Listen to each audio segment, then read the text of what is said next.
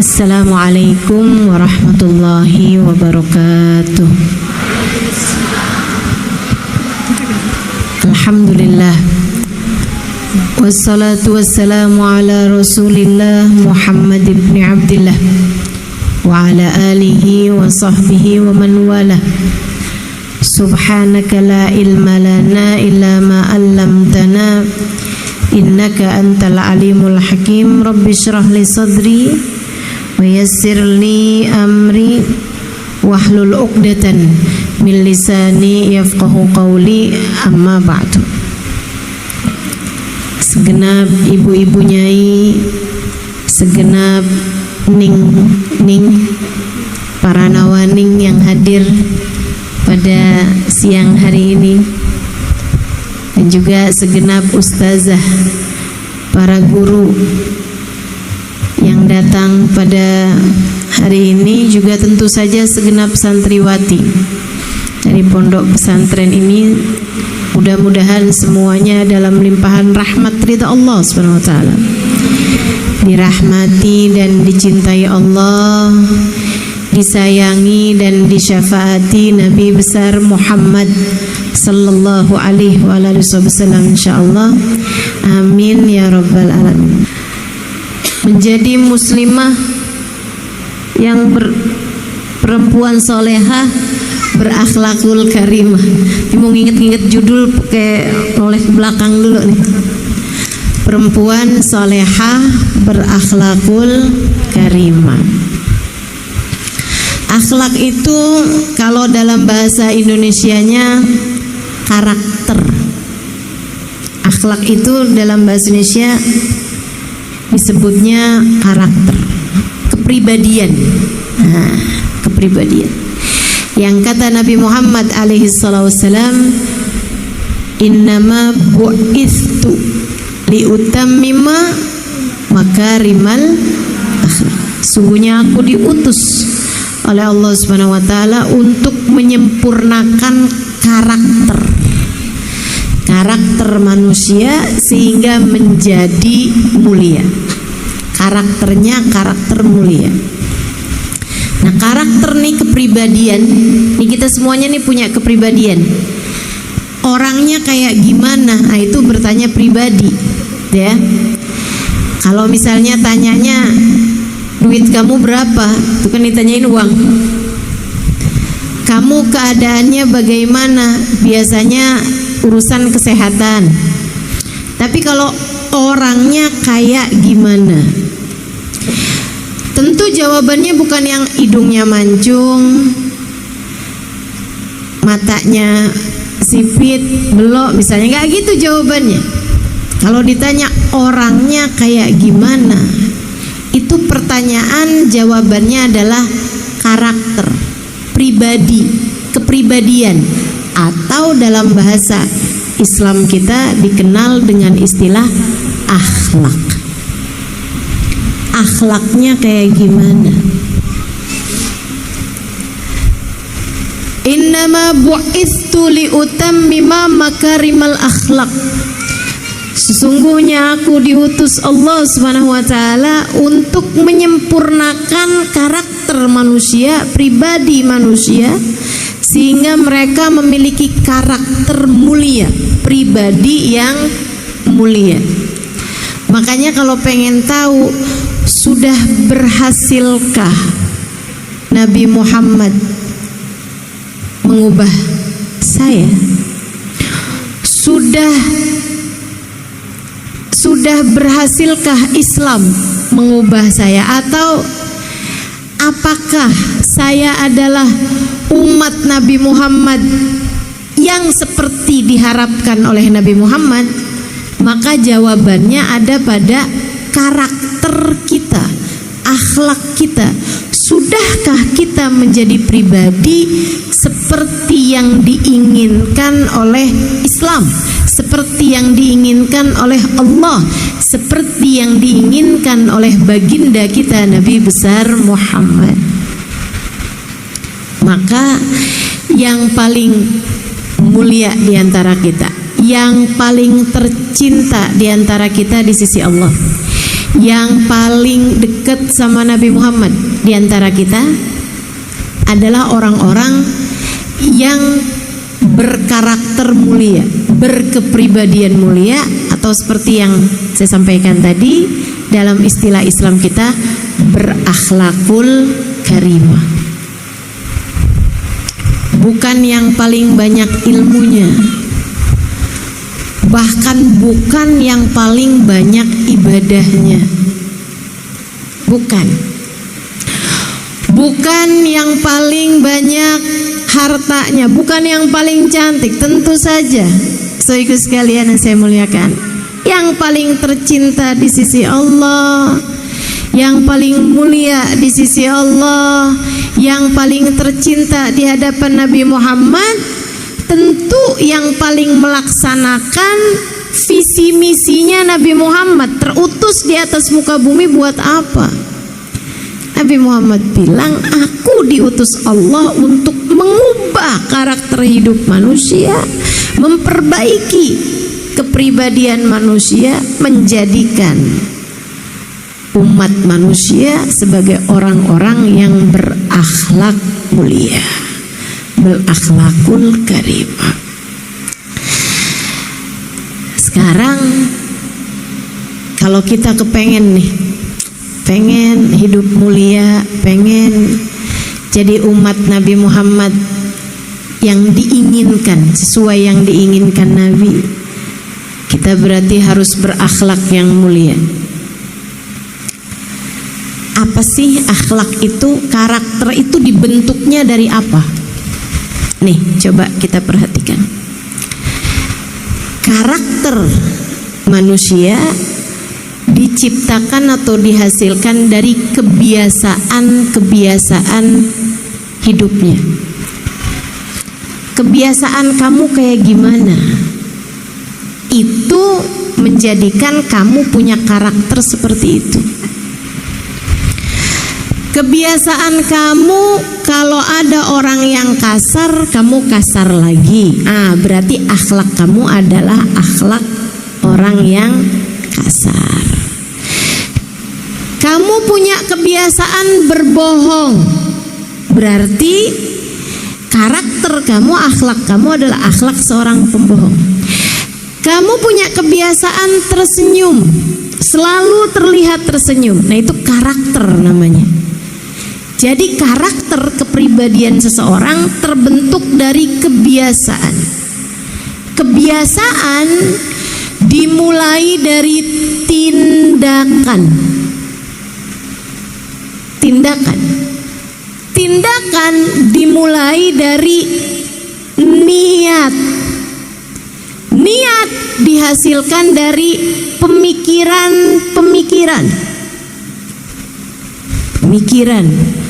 Melahirkan niat atau perencanaan melahirkan tindakan yang sering dilakukan menjadi kebiasaan menciptakan sebuah karakter atau akhlak.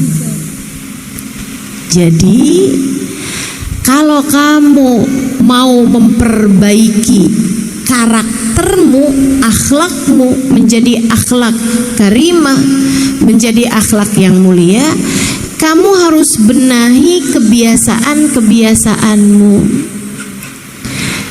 Kalau kamu kepengen membiasakan hal-hal yang baik, harus diawali dari perbaikilah tindakanmu, perbuatanmu. Kalau kamu pengen memperbaiki tindakan, perbaikilah niatmu. Kalau kamu ingin memperbaiki niat, maka perbaikilah pikiranmu. Apa yang kamu pikirkan, benerin. Nanti lahir niat yang bagus. Kalau niatnya bagus, tindakannya bagus. Kalau tindakannya bagus, kebiasaannya bagus. Kalau kebiasaannya bagus, karakternya bagus, kepribadiannya bagus, akhlaknya bagus. Itu sebabnya kenapa Nabi Muhammad bilang, innamal a'malu binniyat. Segala perbuatan tergantung dari niatnya. Loh, katanya manusia dinilainya dari akhlak, katanya manusia dinilainya dari perbuatan-perbuatan. Allah akan menghisab segala perbuatan. Tapi kok Nabi Muhammad bilang segala perbuatan tergantung dari niatnya. Ini sebenarnya yang mana nih yang benar? Benar semua. Sebab itu runtutannya.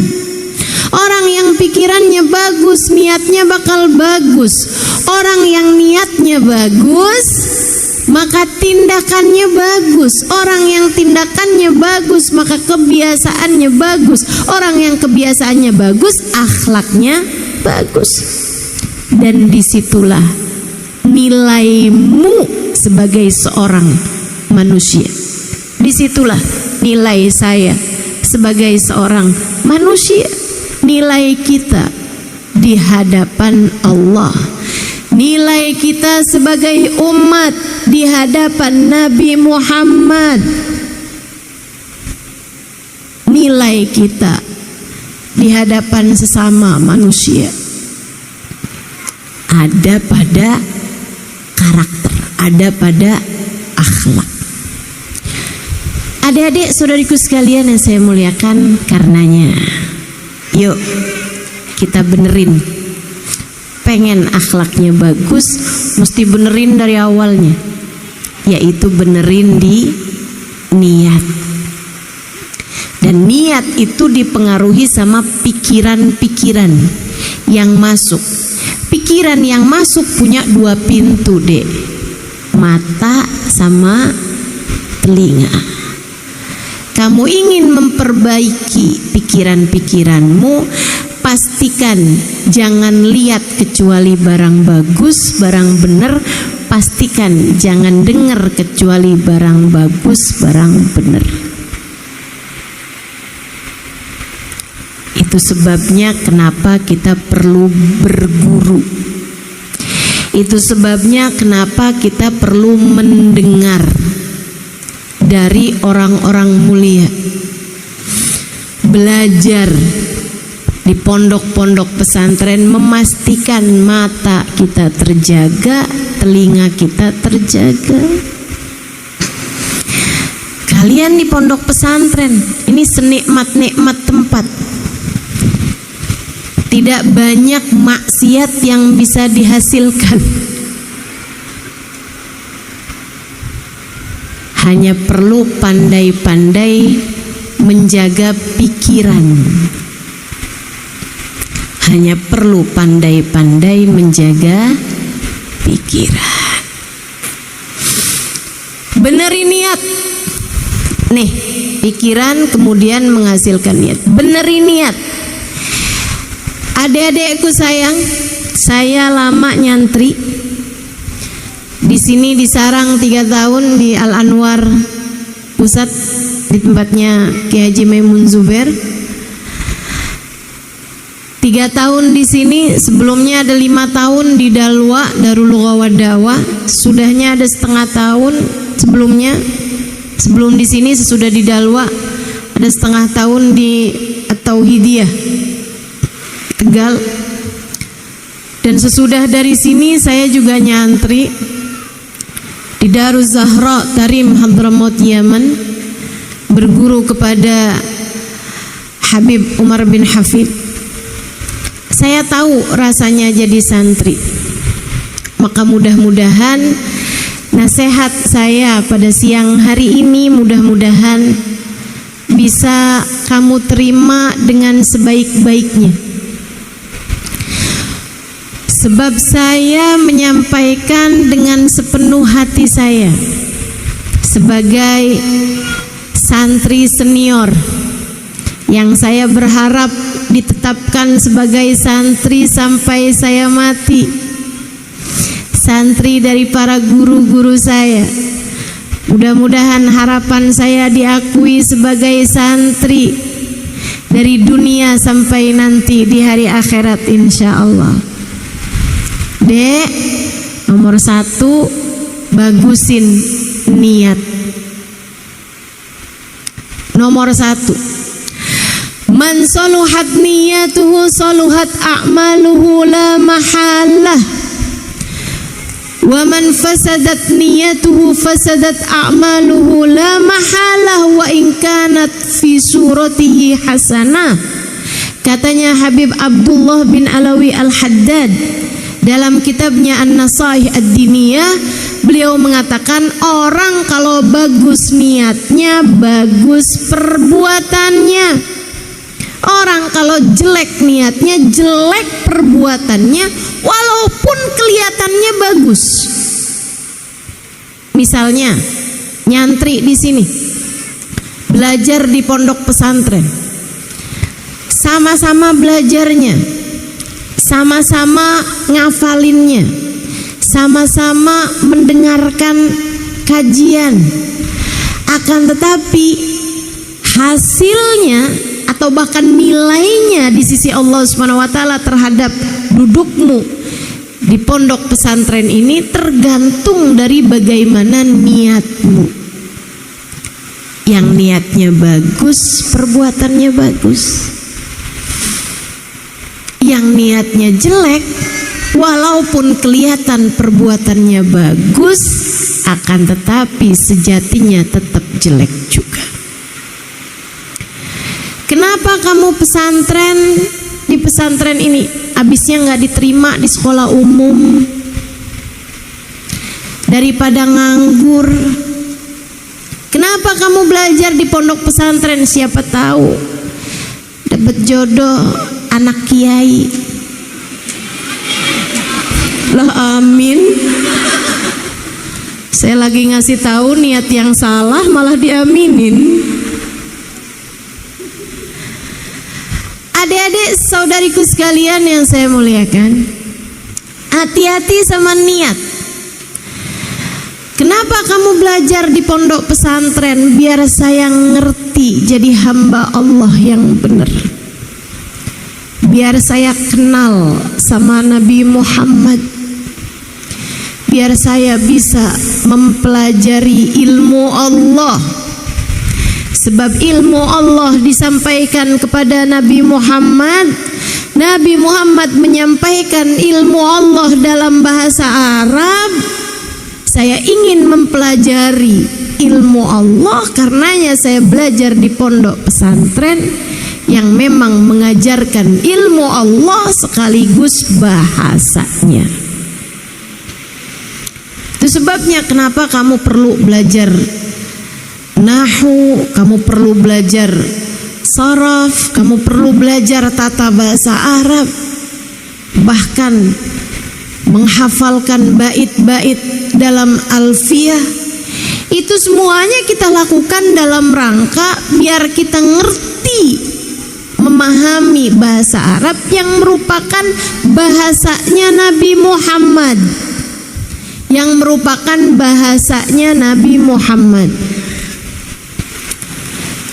Hati-hati sama niat. Niat belajarmu tuh dek bener-bener mau nyari ridha Allah, mau nyari surga, pengen jadi hamba yang dicinta di sisi Allah, pengen jadi hamba yang solehah, lebih daripada semuanya pengen jadi seseorang yang dibanggakan, yang disayangi, yang dicintai sama Nabi kita Muhammad sallallahu alaihi wasallam.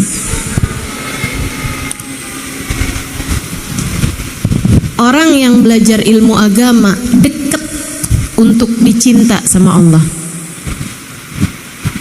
dekat untuk dicinta sama Allah. Allah kan bilang tuh dalam Al-Quran, yarfa'illahu alladhina amanu minkum walladhina utul ilma darajat. Allah tinggiin derajatnya orang yang berilmu, Allah tinggiin derajatnya orang yang beriman. Orang yang beriman ditambah dengan berilmu, tinggi derajatnya. Allah bahkan menjadikan para ulama orang yang berilmu sesudahnya kalangan para malaikat. dalam urusan penyaksian. Kata Allah, syahidallah annahu la ilaha illa huwa wal malaikatu wa ulul ilmi qaiman bil qisti. Allah menyaksikan tidak ada Tuhan selain Allah. Selain Allah yang menyaksikan siapa lagi nih? Wa malaikatu, dan segenap malaikat-malaikatnya. Sesudah para malaikat siapa? Manusia. Akan tetapi kata Allah, bukan sembarang manusia yang menyaksikan, melainkan wa ulul ilmi, orang-orang yang berilmu. Tinggi sekali derajat orang yang berilmu di sisi Allah Subhanahu wa taala.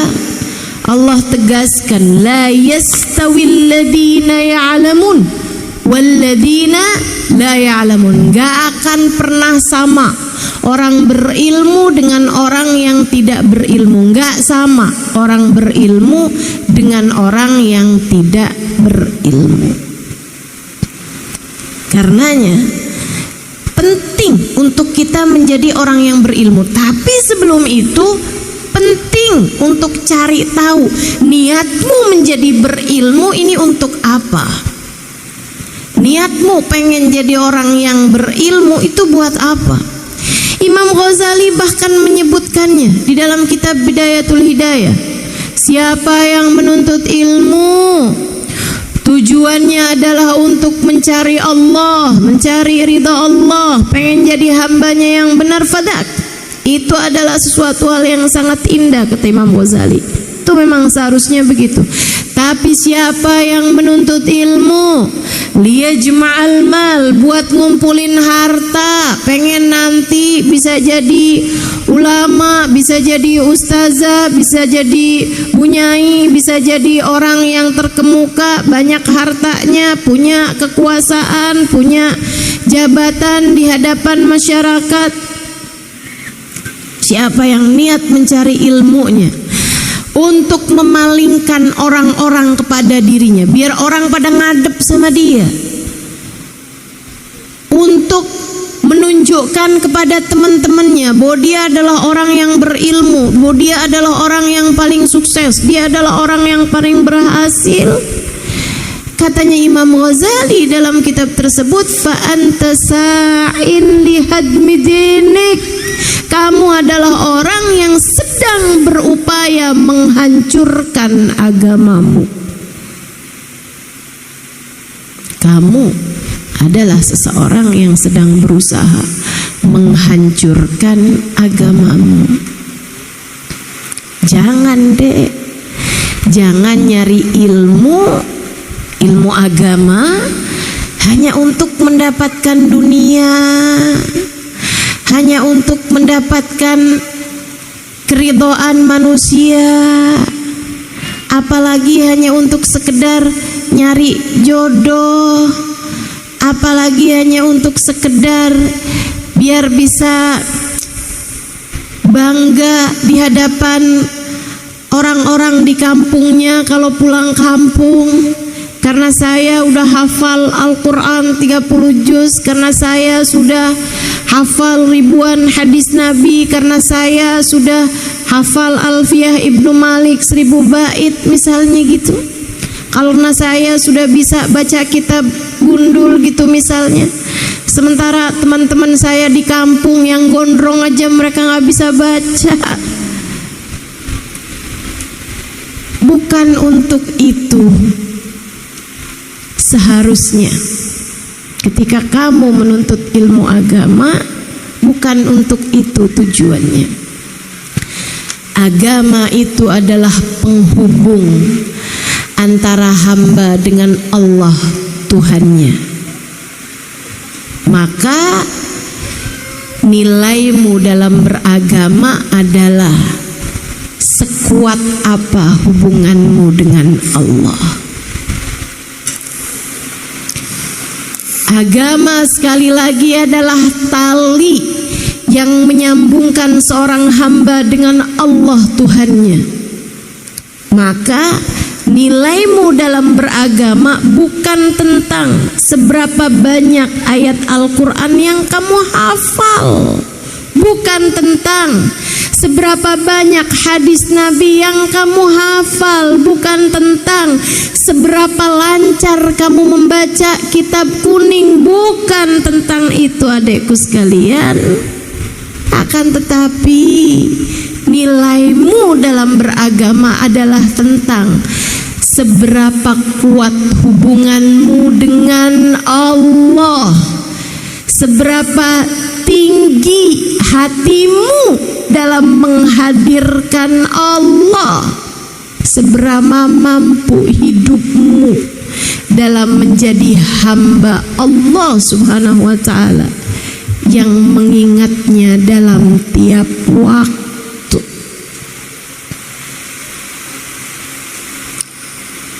Benerin niatmu, benerin niat.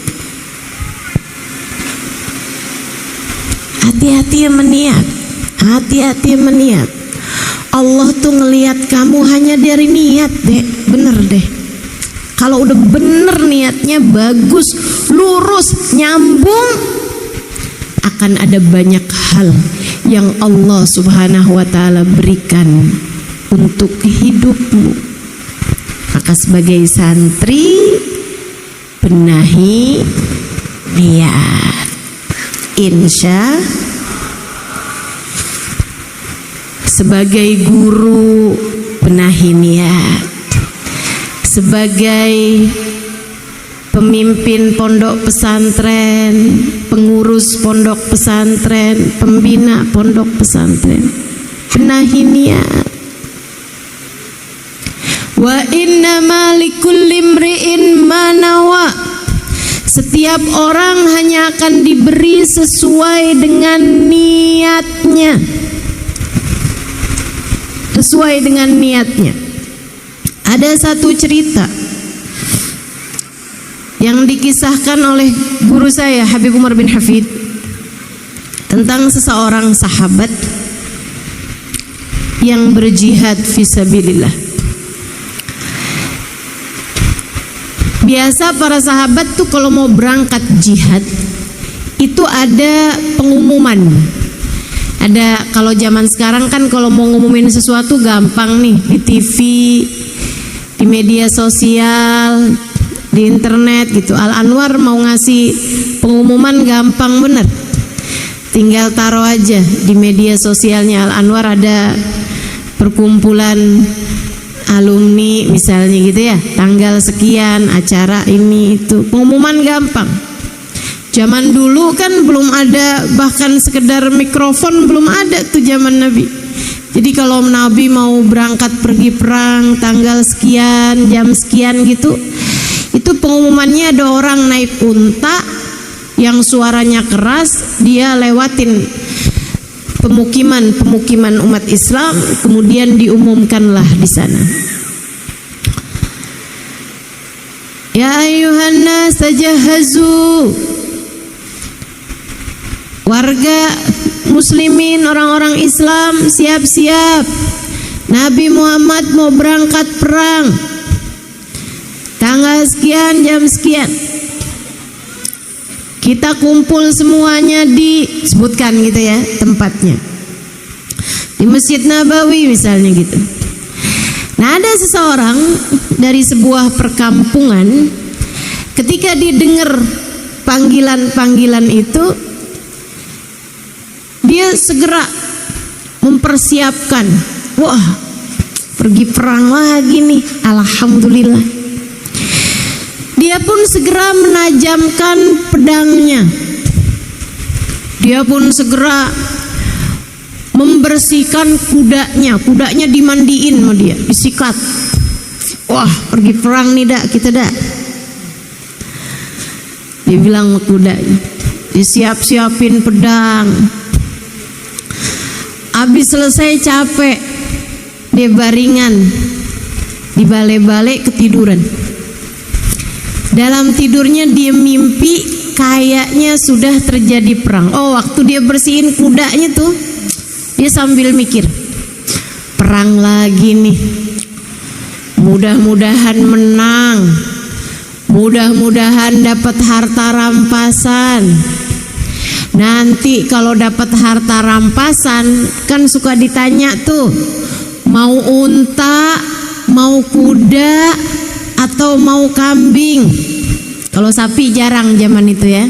Di negeri Arab jarang sapi. Jadi biasanya pembagian harta rampasannya antara unta, kuda perang, ataupun kambing.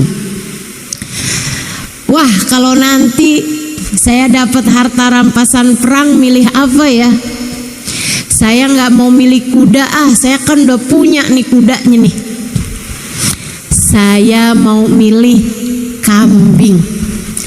Nanti saya mau bakar kambing itu, saya sembelih, saya bakar. Wah, enak banget tuh atinya kambing. Dia bayangin makan ati kambing dibakar. Kalau kita ya pakai kecap, dipotongin cabai rawit. Udah nih, dia bayangin makan pakai ati kambing. Enak banget dah. Dia tidur, habisnya capek bersih-bersihin kuda. Dalam tidurnya dia bermimpi seolah dia sudah berangkat pergi perang. Perang berkecamuk, alhamdulillah umat Islam menang. Tapi masalahnya, meskipun banyak harta rampasan dibagikan, dia adalah salah satu dari syahid.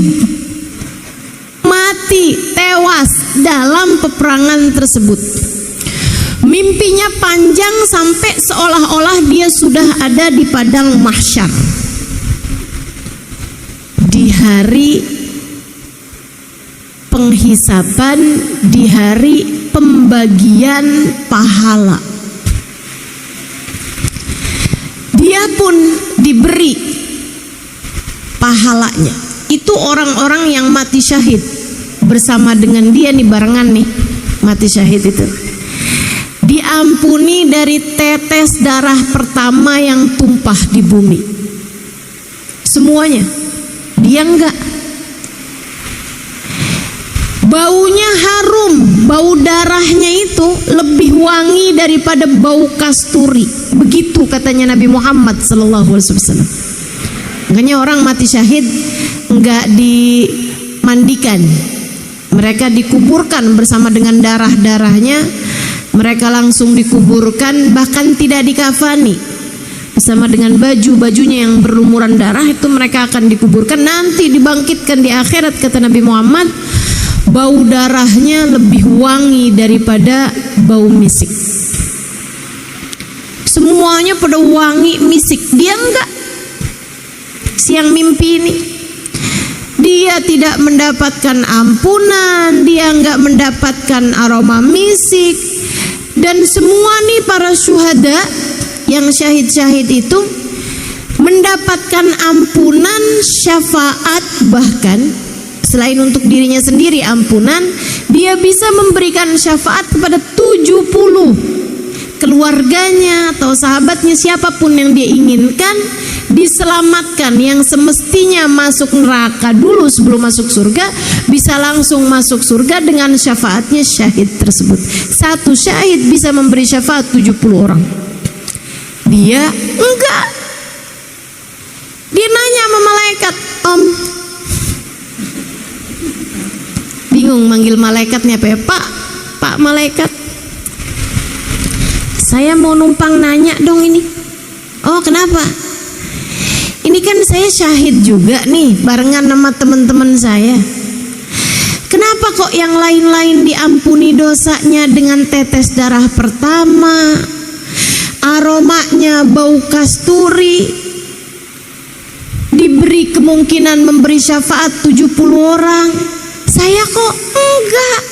Padahal saya syahid juga bersama dengan mereka. Liatin saya nggak dapat ampunan, saya tidak wangi seperti mereka, dan saya juga tidak memberikan syafaat kepada orang lain.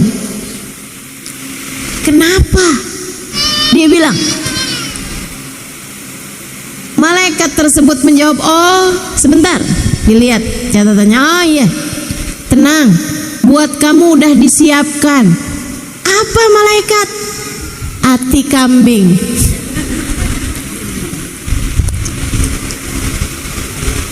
Dia kebangun, dia bilang alhamdulillah saya belum mati.